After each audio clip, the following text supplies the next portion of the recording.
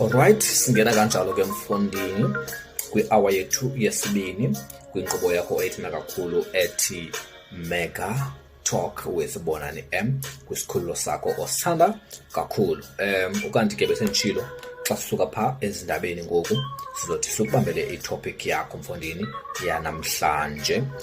Namhlanje ke yi-30th kaJanuwari 2024. Unyaka uphelile baphulaphuli. Unyaka uphelile, kuyafuneka into yobana ujonge phaa kwi-resolution zakho ezibuthe kaloku wena wazicwangcisa kulo nyaka into yobana usame njani kuzo, kuba kaloku ngoku unyaka uphelile. Unyaka uphelile. Elami igama ke ndingubonani kaMaphini, the man who never stops trying, the optimist, banye bathi ke the nation builder.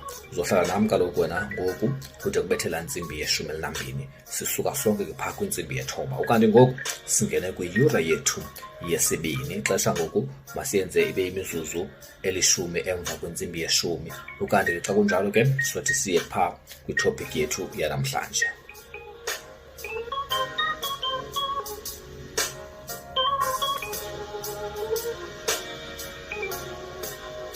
Ukanti ke kwitopic yethu namhlanje ndifuna ke siye phaa kwilizwe le-politics. Let's talk about i-politics. Uyayazi ke into yobana kulo nyaka kaloku sizothi siye phaa kuvoto ke kwi-elections zikazwelonke kulo nyaka. We see ke many political parties that are being established on a daily basis. Most analysts ke they are saying that we are likely to see a coalition government. Wena mphulaphuli ke ulapha ekhaya ungayaziyo i-coalition government, ungabe naqhala apha ke socacisela lobana intoni i-coalition government.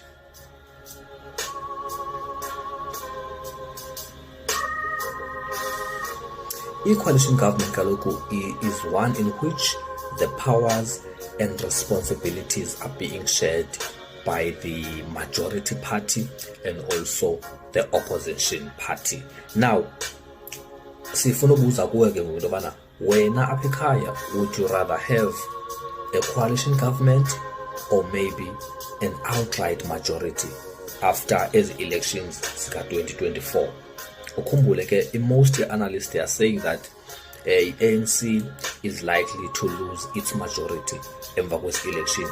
Once kube njalo ke, that will open a door for a coalition government at a national level. We see already what is happening kumasipala that are being led i-coalition kumasipala ke Johannesburg, ekurhuleni. There is chaos there is instability, there is dysfunctional. So sifuna uva kuwo ke into yobana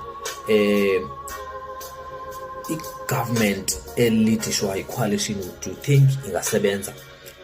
Would political parties that have different agendas, different beliefs, work together, come as one and form a stable government? Is that what you think? Ukhumbule ke abanye ke bathi xa kukhona i-coalition government, abantu or in-leaders, they sabotage one another, they cannot work together.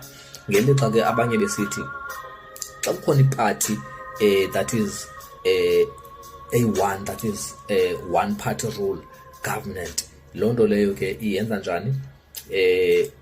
Yenza kaloku into yobana ba-abuse i-power. So sifuna uva kuwe ke into yobana wena, would you think as i-coalition government ingasebenza eSouth Africa?